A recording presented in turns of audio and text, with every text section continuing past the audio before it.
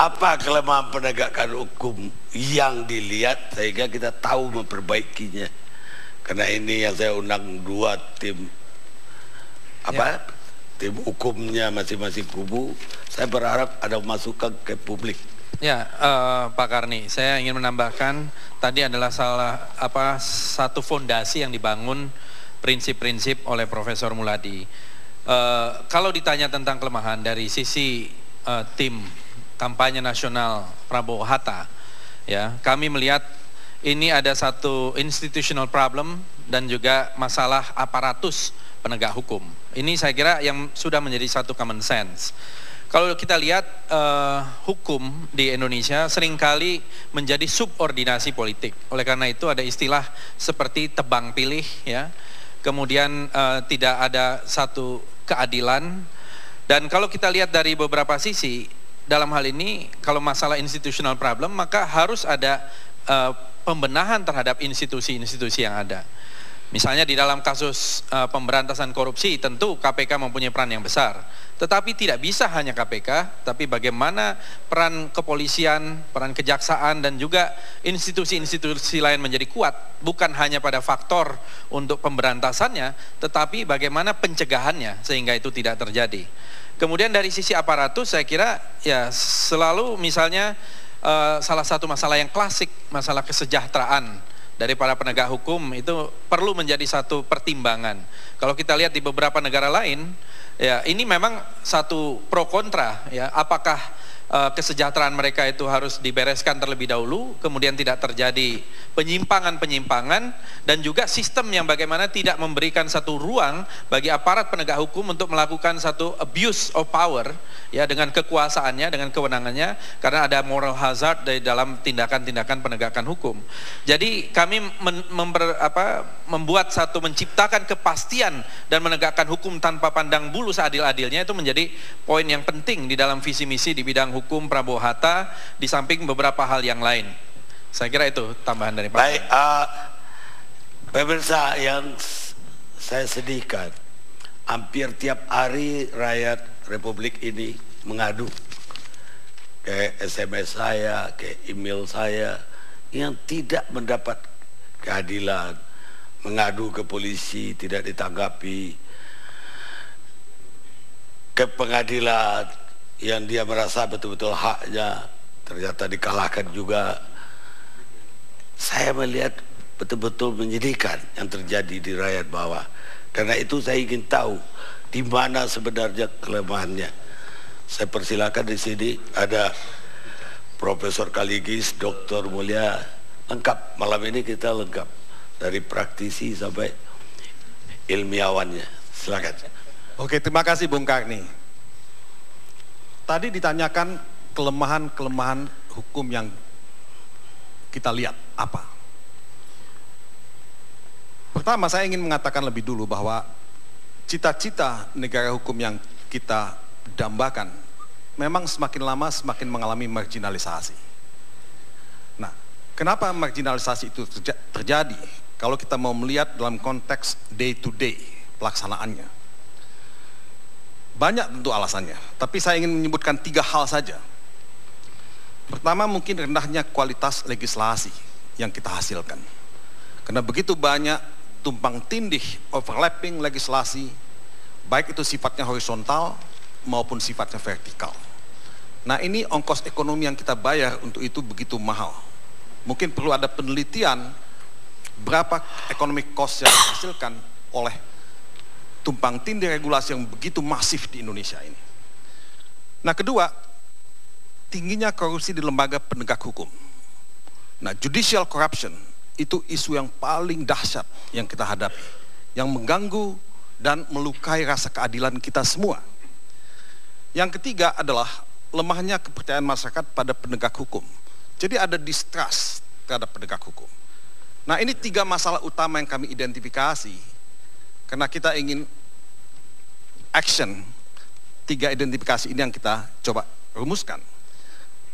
Yes, asal muasal dari semua ini adalah hilangnya integritas plus inkompetensi pada aparat penegak hukum itu. Nah, dalam program hukum ke depan pemerintahan Jokowi Yusuf Kala itu akan melakukan upaya-upaya pembentukan hukum yang sifatnya lebih transformatif. Jadi kita ingin mentransform keadaan yang sekarang kita anggap tidak sesuai dengan apa yang kita idamkan ke arah yang lebih sesuai dengan yang kita idamkan. Dalam penegakan hukum, pembangunan ekonomi, demokrasi, dan sebagainya. Nah, dalam konteks ini penegakan hukum yang efektif menjadi prasyarat yang absolut, tidak bisa tidak. Dan tentu tidak mungkin tanpa ada masyarakat terlibat. Oleh sebab itu, pembudayaan hukum yang reflektif itu juga menjadi prasyarat yang tidak bisa kita abaikan begitu saja. Nah, apa yang akan kita lakukan? Nah, 3 hal turunan dari semua ini adalah, pertama, pencegahan dan pemberantasan korupsi. Ini akan menjadi agenda utama yang mendapat tempat yang sangat penting. Nah, kita akan memperkuat KPK. KPK adalah lembaga yang saya kira paling punya integritas dan kredibilitas. Amendment terhadap Undang-Undang Perlindungan Saksi dan Korban itu akan membantu penguatan KPK. Kita akan beri tempat pada justice collaborators sebagai pintu masuk untuk menegakkan keadilan dalam pemberantasan korupsi. Kemudian yang juga sudah banyak didengungkan adalah korupsi itu kan selalu cash. Kita ingin ada non-cash transaction atau pembatasan transaksi tunai. Kalau yang tidak tunai, yang melalui bank itu dah gampang dideteksi oleh PPATK. Nah, kita ingin ada seperti di negara lain, pemberantasan transaksi tunai pada jumlah tertentu, mungkin paling banyak 50 juta. Nah, itu mungkin akan mengurangi angka korupsi. Nah, tentu akan dituntut ada pejabat-pejabat yang punya integritas dan bagaimana seleksi terhadap pejabat-pejabat baik itu di kepolisian, kejaksaan, dan tempat lain. Nah, apakah lelang jabatan yang transparan itu bisa dilakukan misalnya. Nah, kemudian kita juga menyadari bahwa tidak mungkin semua ini kita bisa dapatkan, kita capai kalau tidak ada peningkatan anggaran hukum, termasuk anggaran penyidikan, penuntutan, dan peradilan kasus-kasus korupsi. Nah, itu yang pertama, Bung Karni. Yang kedua yang jadi isu besar yang kita juga tidak mau abaikan adalah perlindungan dan penegakan hak asasi manusia. Salah satu yang mengedepan sekarang ini adalah kekerasan terhadap perempuan dan anak. Kita akan menerapkan apa yang disebut zero tolerance terhadap kekerasan yang dilakukan terhadap perempuan dan anak. Dan ini menjadi satu hal yang sangat penting saya tekankan karena kita dihadapkan pada banyak sekali kasus kekerasan seperti ini. Nah, soal lain yang saya kira kita juga semua tahu adalah betapa banyak sikap-sikap intoleransi sosial yang terjadi. Nah, kebebasan beragama dan berkeyakinan itu mesti ditegakkan dan tidak boleh ada kompromi tawar-menawar terhadap masalah intoleransi dalam hal kebebasan beragama dan beribadah, perlindungan terhadap kelompok minoritas misalnya.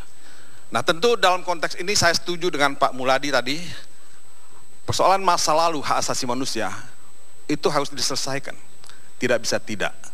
Nah, kalau tadi dikatakan kita perlu merevive kembali Komisi Kebenaran dan Rekonsiliasi, menurut saya itu adalah jalan yang paling ideal untuk bisa menyelesaikan kasus pelanggaran hak asasi manusia masa lalu. Tapi kan itu membutuhkan konsensus politik dari semua pihak. Nah, yang ketiga, Bung Karni, adalah perlindungan dan penegakan hukum agraria dan lingkungan. Kita melihat salah satu sumber korupsi di Indonesia adalah persoalan pangan, energi misalnya. Kedaulatan pangan dan kedaulatan energi itu menjadi satu kata kunci dalam membawa Indonesia ke tempat yang lebih baik. Nah, perjelasan kepemilikan dan kemanfaatan tanah melalui land reform itu mungkin perlu kita coba hidupkan kembali dengan basis hak masyarakat adat dan masyarakat yang dipinggirkan atau marginal misalnya. Kemudian prioritas penanganan kasus-kasus illegal logging, kebakaran hutan dan pencemaran lingkungan hidup. Dan tentu ini mesti didukung dengan satu ketentuan tata ruang yang berbasis ecoregion. Nah, ini antara lain beberapa hal. Tentu ada hal yang lain yang menyangkut investasi, yang menyangkut penanaman modal, yang menyangkut arbitrase dan sebagainya. Tapi itu kan soal yang sangat praktis. Tapi yang pasti ini 3 hal yang menjadi fokus utama yang akan dilakukan dalam konteks menegakkan hukum yang bebas dari korupsi, bermartabat, dan terpercaya. Nah, itu mungkin yang bisa saya tambahkan. Ada yang mau nambahin? Silakan. Terima kasih Pak Karni. Selain apa yang disampaikan oleh Pak Todung Mulya Lubis tadi, memang seandainya rakyat Indonesia memberikan kepercayaan kepada Pak Jokowi dan Pak Yusuf Kalla bahwa program yang paling penting mereka akan laksanakan adalah komitmen beliau soal penegakan hukum. Tadi Pak Mulya sudah panjang lebar menceritakan itu bagian dari 42 agenda penegakan hukum yang sudah kami sampaikan kepada Komisi Pemilihan Umum. Dan kalau kita melihat Pak Karni, sejak Indonesia ini melewati masa-masa sulit, jatuhnya rezim Soeharto, memang yang ditunggu-tunggu oleh rakyat Indonesia adalah terjadinya reformasi hukum. Kita lihat 15 tahun terakhir ini tidak ada yang cukup menggembirakan bagi rakyat Indonesia.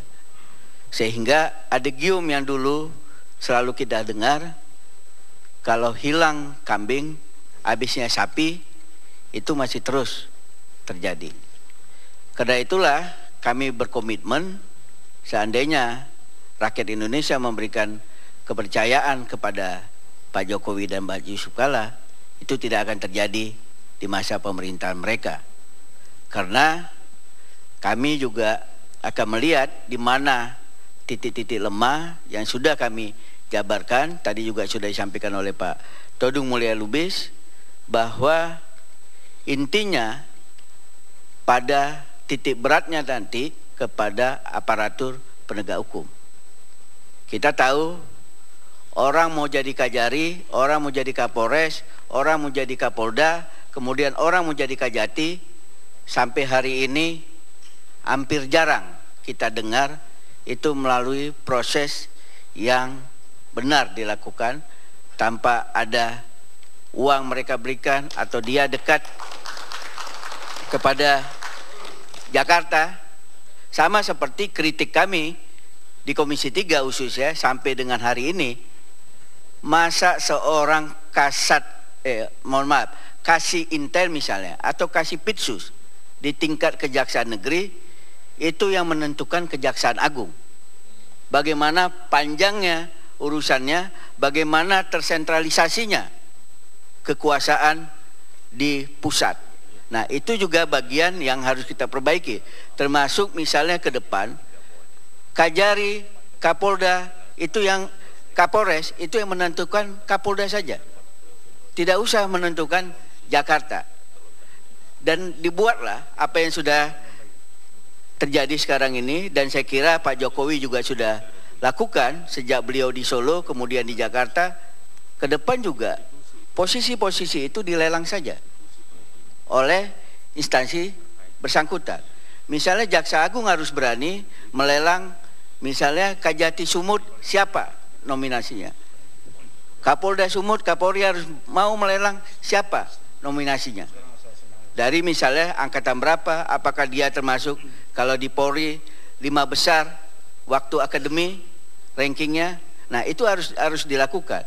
Kami berpandangan kalau seandainya orang mau jadi polisi, orang mau jadi jaksa, orang mau jadi hakim, tidak pakai nyogok, insya Allah Pak Karni, beliau kalau sudah menjabat tidak akan memeras rakyat. Yang kedua, yang juga jadi titik berat kami, kita tahu bagaimana peredaran narkoba di Indonesia ini. Dan kita juga sepakat bahwa peredaran narkoba itu kalau tidak segera dihentikan, itu bisa setengah dari generasi muda kita ini bisa habis 10 tahun ke depan.